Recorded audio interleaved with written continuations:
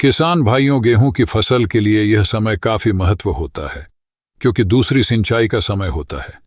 तो दूसरे सिंचाई हमें कब देनी चाहिए, दूसरे पानी के साथ में कौन कौन सी खाद हमें डालनी चाहिए, कितनी मात्रा में डालें। इसके अलावा सबसे जरूरी सवाल यहां पर आता है कि अगर अभी भी इस समय पर भी गेहूं में पीलापन है, बढ़वार कम है, फुटाव कम है, तो हमें कौन से खाद डालने चाहिए, कौन सी स्प्रे करनी चाहिए, क्या ऐसा करें जिससे कि गेहूं का पीलापन खत्म हो जाए, गेहूं में ज्यादा बढ़वार हो, ज्यादा फुटाव हो सके, ताकि हमारा खेत पूरा एक प्रकार से भरा हुआ दिखाई दे। तो आज के इस वीडियो में इसी टॉपिक के ऊपर आपको जानकारी देंगे, जिसमें सबसे पहला सवाल आता है कि दूसरी सिंचाई कितने दिनों के अंतराल पर करनी चाहिए। आपने पहले सिंचाई किस दिन पर करी हो, चाहे 30 दिन पर करी हो, उस सिंचाई के बीच से 25 दिनों के बाद में आप दूसरी सिंचाई दे सकते हैं गेहूं की फसल में। दूसरी सिंचाई तक भी यदि गेहूं पूरी तरह उम्मीदवार नहीं लेता है, अगर दूसरी सिंचाई के बाद भी गेहूं कमजोर रह जाती है, उसमें पीलापन है, फूटाव उसमें कम है, तो दूसरी सिंचाई के टाइम पर आपको ध्यान देने की जरूरत है, नहीं तो बाद में आपके पैदावार कम होगी, ये निश्चित है। इसके बाद में अगला पॉइंट है कि कौन सी खाद डालें, कितनी मात्रा में डालें दूसरे पानी के साथ में। तो जिसमें हम यूरिया की बात करें तो इस टाइम के ऊपर यूरिया की बची हुई मात्रा आप डाल दें, यानी कि जो भी यूरिया आपको डालनी है इस टाइम के ऊपर आप पूरी पूर्ति कर सकते हैं। इस सिंचाई के बाद में यूरिया डालने की आवश्यकता आपको नहीं पड़ेगी। यदि मैं मात्रा की बात करूं तो 30 से लेकर 50 किलोग्राम तक आप 1 एकड़ में यूरिया डल सकते हैं। अगर फसल बढ़वार के ऊपर है तो पहली सिंचाई के साथ में यदि आपने पूरी यूरिया डल राखी है तो यूरिया की कम डोज भी आप इस समय पर डल सकते हैं। यदि पहली सिंचाई के साथ में आपने यूरिया कम डाली थी या फिर अभी भी आपकी फसल के बढ़वार कम है, पीलापन है, तो आप यूरिया की मात्रा थोड़ी इसमें इस समय पर ज्यादा डालें। अगर अभी भी जिंक आपने नहीं डाली है तो जिंक इस समय पर आप जरूर डालें। और अगर आपकी फसल में गेहूं में पीलापन है तो जिंक का स्प्रे इस समय पर जरूर करें।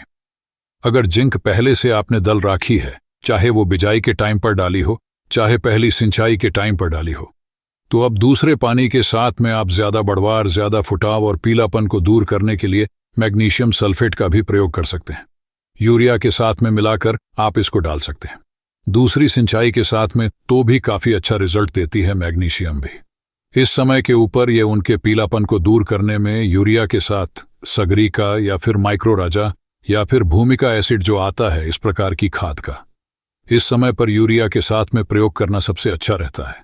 काफी अच्छा रिजल्ट देता है। इससे ज्यादा बढ़वार होती है, ज्यादा फुटाव होता है, जिससे कल्लों की संख्या गेहूं में ज्यादा होती है, पीलापन दूर होता है। तो इस टाइम के ऊपर इस खाद का उपयोग भी आप कर सकते हैं। इससे थोड़ा एक्स्ट्रा खर्च होता है, लेकिन उसी प्रकार का रिजल्ट भी आपकी फसल में गेहूं में देखने को मिलता है। और यदि आपको जल्दी रिजल्ट चाहिए, आपको लगता है कि गेहूं की फसल से पीलापन जा ही नहीं रहा, बढ़वारा ही नहीं रही, इसमें फुटाव ही नहीं हो रहा, यदि आपकी फसल कमजोर है, खेत अभी भी भरा हुआ आपको नजर नहीं आता है, तो आप इस समय पर खाद का स्प्रे यदि करते हैं तो आपको जबरदस्त रिजल्ट उसका देखने को मिलेगा। यदि आपने सिंचाई के साथ में नीचे खाद डाल दी है तो आप एक खाद का स्प्रे 5-7 दिनों के बाद में भी कर सकते हैं, यानी कि पानी लगाने के 5-7 दिनों के बाद में खाद का स्प्रे करें, तो इसका काफी अच्छा रिजल्ट आपको देखने को मिलेगा, वो भी काफी कम समय में। यदि मैं मात्रा की बात करूं तो NPK जो 126100 आता है, इसमें नाइट्रोजन 12% होती है, फास्फोरस आपकी 61% होती है, इसमें पोटाश 0 होती है, यानी कि पोटाश इसमें नहीं होता, केवल नाइट्रोजन और फास्फोरस रहती है।